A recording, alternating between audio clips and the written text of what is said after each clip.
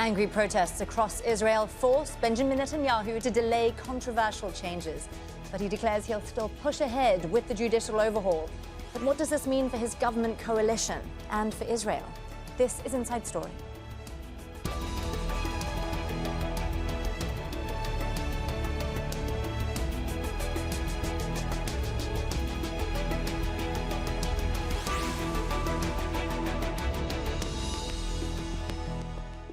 Hello there and welcome to the programme. I'm Nastasya Tay.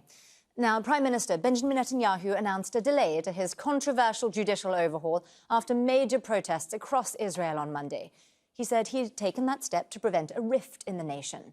Thousands of Israelis took to the streets following news that Netanyahu had fired his defence minister, Gallant, who'd spoken out against his plans to change the judicial system. Nastasya Tay reports now from West Jerusalem. In the face of protests growing by the day, a reversal by a prime minister not known for compromise. From a national responsibility, from the will to avoid the rift within the people, I decided to suspend the second and third reading from the law in this Knesset tenure, in order to give time to get to a broad consensus to pass the legislation during the next Knesset. Benjamin Netanyahu gave way as the country faced growing paralysis, with a nationwide strike closing airports, schools, banks, and businesses. Tens of thousands filled the streets to voice their frustrations.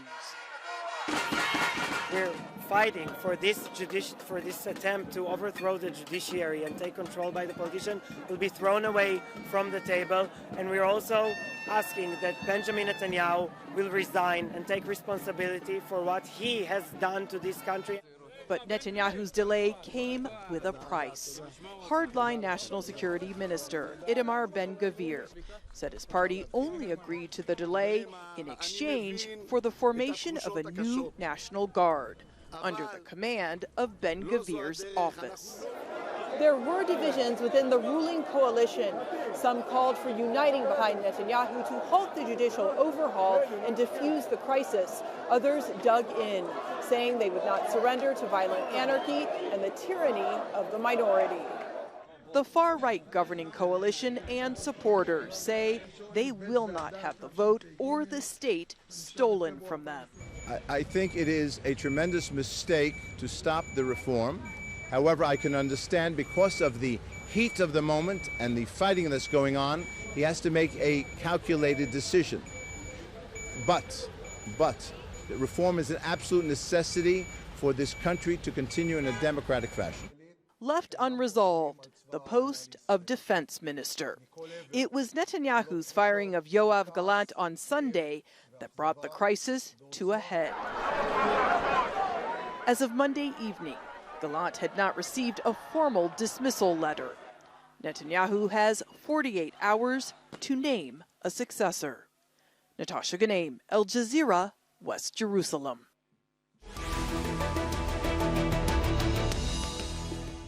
Oh, well, let's bring in our three guests. From Tel Aviv, we have Yaniv Segal. He's the head of the Pink Front. That's an Israeli protest movement calling for the resignation of the Prime Minister, Benjamin Netanyahu. From Washington, D.C., we have Alissa Pavia. She's Associate Director for Middle East Programs at the Atlantic Council. And from West Jerusalem, Jeremy Saltan, an Israeli political analyst and also a former Knesset Faction Director for the Yamina Party. A warm welcome to you all. Thanks for joining us on Inside Story. Now, we've been watching the situation, obviously, very closely here on Al Jazeera, and there were times on Monday where it really felt, amid all the chaos, that Netanyahu's political future could be hanging in the balance. I'm interested to know, because we now see the majority of the strike action being called off. He's still hanging in there, and the coalition is still intact. Jeremy, how did he do it? Well, we know that Netanyahu is the chess grandmaster when it comes to politics. He always seems to find a way out of whatever trouble it might seem that he's in. He had to move in a way in which, on one side, he did not lose the right flank of his own coalition, and then on the other side, be able to say enough and do enough in order to convince enough members of the opposition to listen to President Herzog's plea to come and try to negotiate in the president's residence. And once again, Netanyahu was somehow able to pull another rabbit out of the hat. You say do enough for different politicians. I am curious about how it was enough for the protest movement, because the judicial overhaul hasn't been scrapped. It's just been delayed. And given the amount of pressure that the politicians were under, Yaniv, do you think that perhaps the people who are on the streets could have pushed for more? I think that maybe it's the last rabbit that Netanyahu has in his hat. It doesn't work. I mean, we are all the protest movement are now declaring that we are not going to stop. We know Netanyahu. Everyone calls him a liar. Even his allies knows he's a liar. We know it too well for the past 12 years of his regime, and we are not going to believe it. We know that he's trying just to make the protest disappear. But yesterday and the day before, we saw something that we have never seen in Israel before.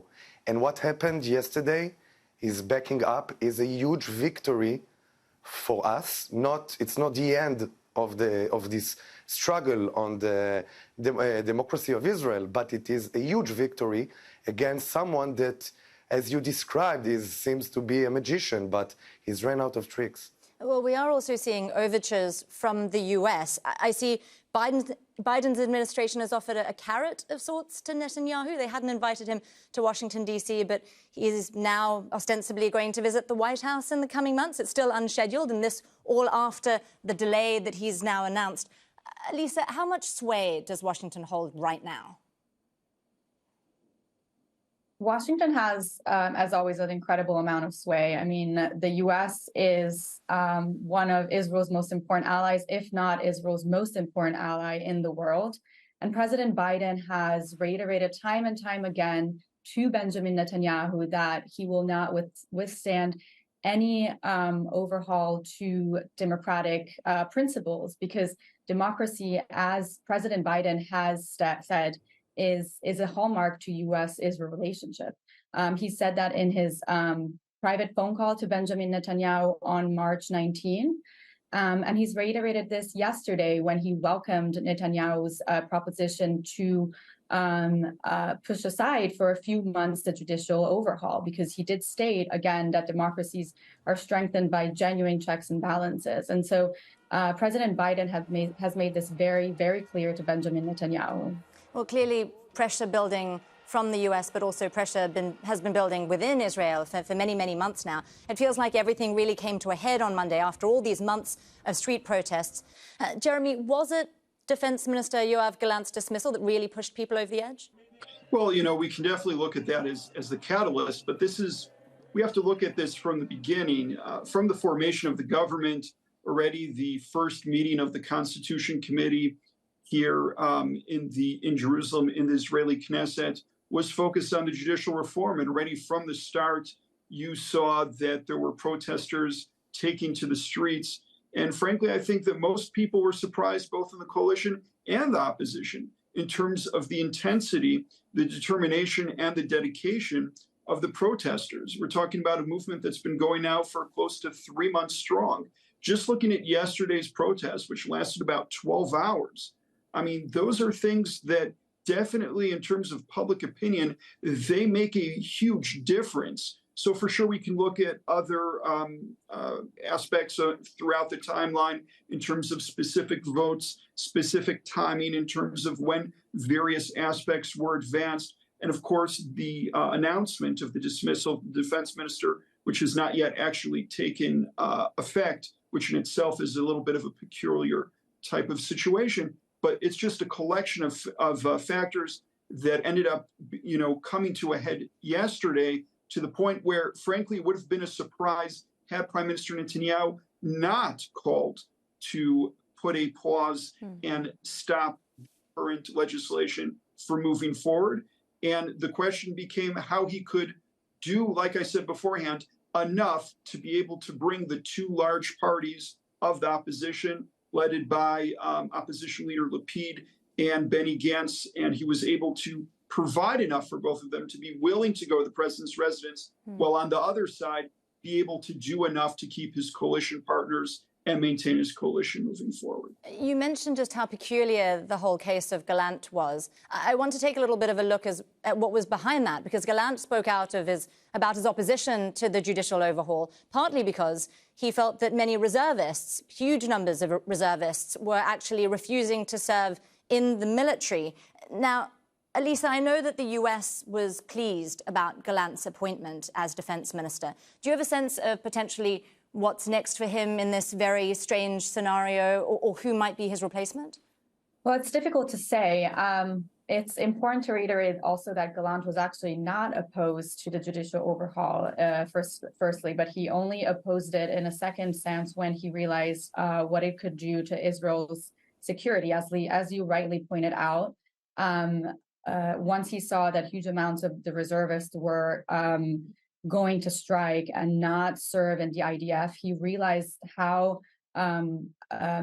the effects that could have on Israel's security. And this is incredibly important also to the United States, because we've also seen how President Biden has called Benjamin Netanyahu to strengthen its support to civil society and to the IDF. And so whether or not we will continue seeing an appointment of Gallant remains to be seen. But what we need to remember is that he was firstly not opposed to the judicial overhaul. And then he realized that it would become a significant security threat to the country. Well, when you start seeing forces within the military turn against the prime minister, you really understand just how widespread the opposition to this is. Yaniv, you helped to found the protest movement that you were a part of back in 2020. Obviously, a lot's changed since then. Just how diverse is the crowd that you were seeing in the streets now? First of all, 2020 was our first victory against Netanyahu. Back then, we already saw what power we have as citizens in Israel and how much we are against corruption in government, against, I can't say another word, Jewish fascism that we see now inside the government. And I want just so it will be clear, the true opposition to Netanyahu is not the opposition that we see in the Knesset, is in the streets.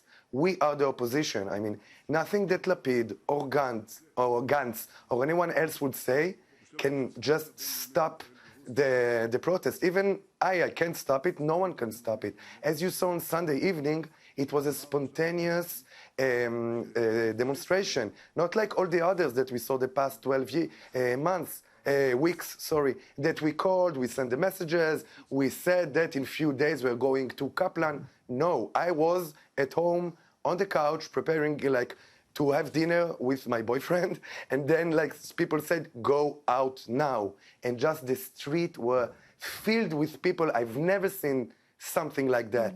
This is the true power. This is the true opposition to Netanyahu, because we think that Lapid and Gantz, I personally think that they are waiting just to jump back to Netanyahu's arms, although Gantz should know better after being tricked by Netanyahu in the rotation trick that he did him some time ago. So we are the true opposition to Netanyahu. Yaniv, you say that what happened on Monday was spontaneous, but there had been previous planned protests. A lot of this has really been driven by the grassroots, but I see that there is a group calling itself the Struggle HQ. How is the grassroots movement organizing going forward? Actually, it's not that organized. I mean, there's a lot of organizations. There is the headquarters, and we are all talking. Actually, we should understand, it's people from all the rainbow, the political rainbow of Israel. Right, left, Jewish, more Jewish religious, secular Jews, all that together, different groups, doctors, psychologists, army, everyone together knows that all the other goals that we have for Israel need to be postponed in order to defend the democratic, the Israel democracy. So we are now, actually we prepared a big demonstration for today, but what happened the past 2 days make us today to take a small pause, to rethink ourselves. But one thing is certain, in all the groups and all the discussions, we are not stopping. That's for sure. Well, right at this moment seems to be a good time to take the temperature of public opinion in Israel. Obviously, there's a huge amount of anger. Most of it's directed at the coalition government, a lot of far-right ultranationalist parties But this is a government that resulted from an election with people voting for who they actually wanted to. And I know there's been a lot of discussion of a normalization, so to speak, of the far right in politics. Jeremy, I know you do a bit of polling. Is that what you're seeing? Look, right now, if we're looking at the polls from the last 24 hours, we see really the coalition just as a whole, all of the parties across the board taking a hit. We're looking at overall a situation of the coalition, which right now has 64 of 120 seats, losing about 10 seats in average. That puts them under the majority. So that's a very, very big hit.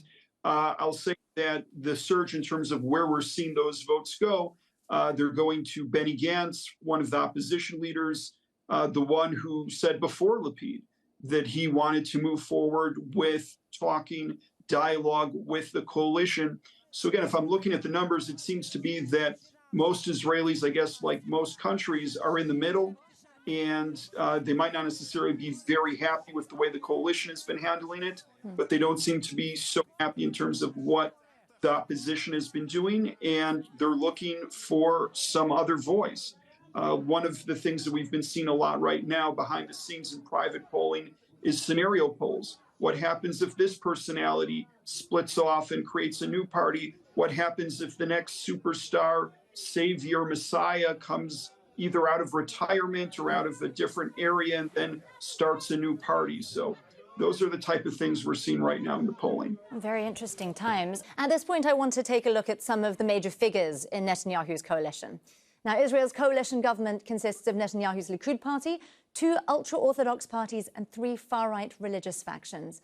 Bezalel Smotrich is the finance minister. He's a settler, and he oversees the civil administration that approves settlement building in the occupied West Bank and also controls important aspects of Palestinians' lives. Itamar Ben-Gvir is the security minister. He's also another settler and an ultra-nationalist politician who's been convicted of racism. And Orit Strock is the national missions minister. She's a member of the far-right religious Zionism party. She's known for her support of illegal settlements and anti-LGBTQ views. Now, I'm wondering about where this goes within the coalition, because the push for the judicial overhaul that we saw came from a lot of these people within the coalition. Do you think, Jeremy, that the coalition will hold up over Passover? Yes. I mean, if we're looking at the current political struggle in terms of Netanyahu, the Knesset's supposed to go into recess after the Sunday session by going ahead and having the opposition parties, the large ones, agree to a dialogue with the president's residents that will take him throughout the rest of this week and to the beginning of next week. And it'll take him again into the recess where the parliament will be on break. And with the parliament on break, the parliamentary system that we have, there is no actual way to topple the government. And that sort of gives him time to regroup, rethink, put up a new strategy. And then when he comes back in the month of May, we'll have to see what type of Netanyahu we see, what the actual plan is in terms of the coalition moving forward, and also where the opposition is. Did they feel that they got what they wanted out of the talk with the president? Or do they feel that Netanyahu did not go ahead and provide the goods they were hoping to get from him? And then, of course, we'll probably have a conversation then in terms of what happens at that point. It does feel in the meantime, though, that there's already been a bit of wheeling and dealing happening within the coalition. I see there's now a plan to create a national guard under Ben-Gvir's control. Alissa, are there concerns about that, especially given his history? Absolutely.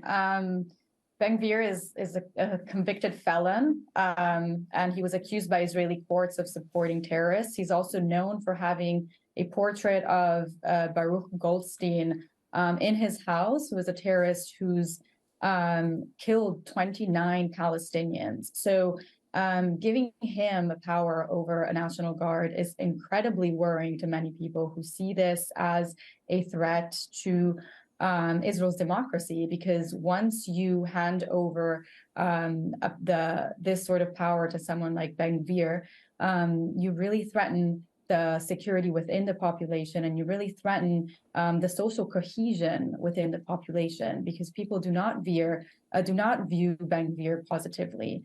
And yesterday, we've seen time and time again from Netanyahu and from Herzog and from President Herzog before then that there is a legitimate fear of an outbreak of violence and a civil war.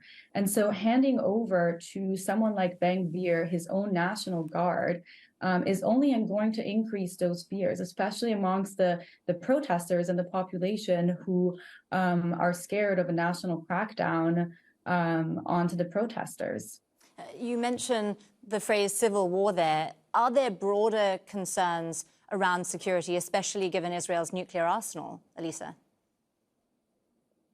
Well, that's a really good question. I think the main challenge here is really trying to appease all parties involved. And especially yesterday, we saw how the general population is strong and vibrant and can take to the streets and bring Israel to a complete standstill.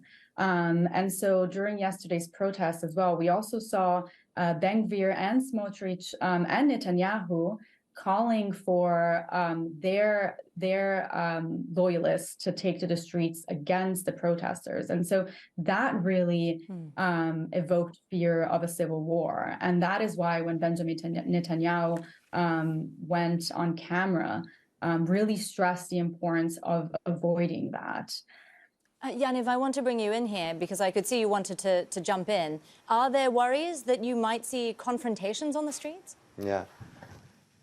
It's not what we saw yesterday. We were attacked by angry mob. I can't say any other word because yesterday our activists were attacked in Jerusalem after finishing the demonstration that started in the Knesset. We finished it near the residency in Aza Street and Balfour.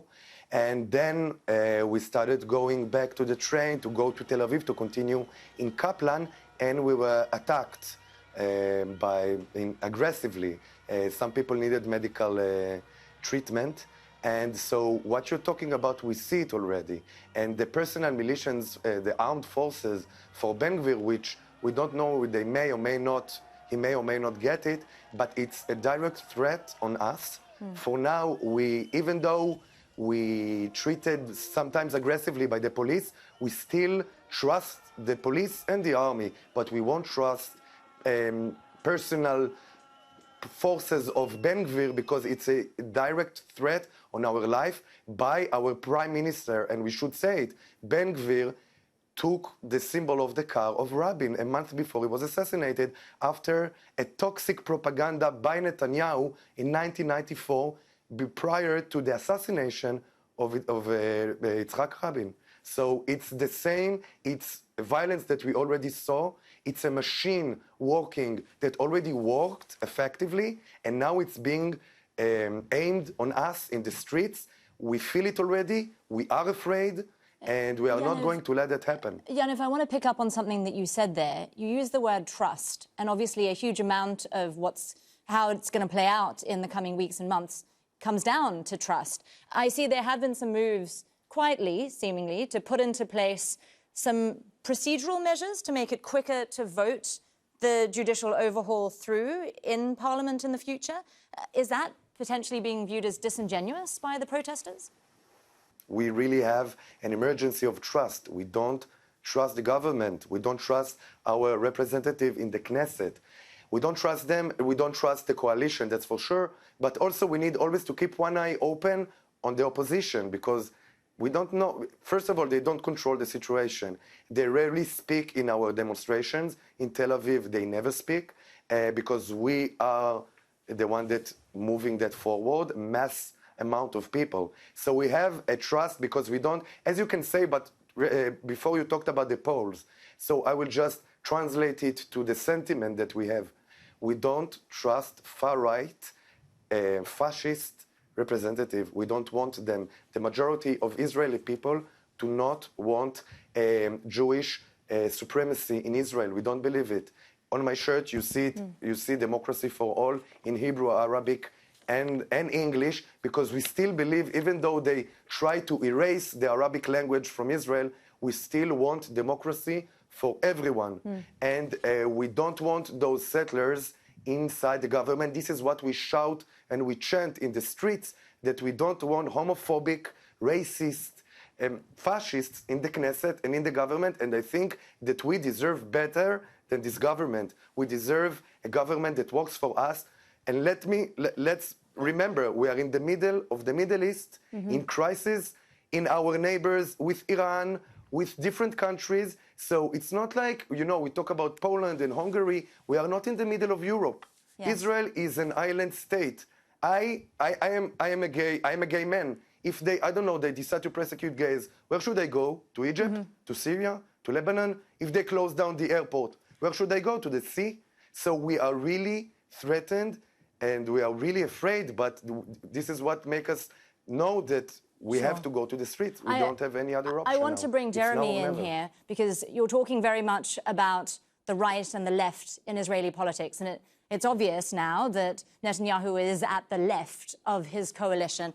And it seems that he's almost lost his ability to play parties off against each other because he is so far at the left of that coalition. And Jeremy, you were talking earlier about Benny Gantz. It does seem that he's now more popular than Netanyahu. Do you think, despite everything that Netanyahu has already survived, can he survive this? I mean, like I said, I think we'll find out in May. We have two very big things happening. One is, again, the first no confidence motions. When we come back from the recess, we have to see if what came out from the talks from the president's residence is something that still both his right-wing coalition as well as the center and left-wing opposition parties are willing to live with. And then the second thing is the state budget, which comes up at the end of May. If Netanyahu fails to pass the state budget in the final reading by the end of the month, that triggers an automatic election within 90 days. So those are two very big landmarks and challenges that Netanyahu needs to face in May. What are we going to be seeing until then? I think, again, we're going to be focused in terms of what's happening behind the closed doors of the president's residence. Over the last 3 months, we've had public debate within the Knesset Constitution Committee. Many people have viewed it as a little bit of a circus. It's been very difficult to see actual content going there. It's going to now move to closed doors, and most Israelis are going to hope that there is something that comes out of it. Indeed. For Netanyahu, again, play this game where we'll have to see what happens. Happy. Indeed, we'll have to see what emerges from those closed doors in the coming weeks. We'll have to leave it there, I'm afraid, but thank you to all of our guests, Yaniv Segal, Alissa, Pavia and Jeremy Saltan, and thank you too for watching. You can see this programme again anytime by visiting our website, that's aljazeera.com. And for further discussion, do go to our Facebook page, that's facebook.com/AJ Inside Story. Remember, you can also join the conversation on Twitter. Our handle is @AJ Inside Story. From me, Nastasya Tay, and the whole team here in Doha, bye for now.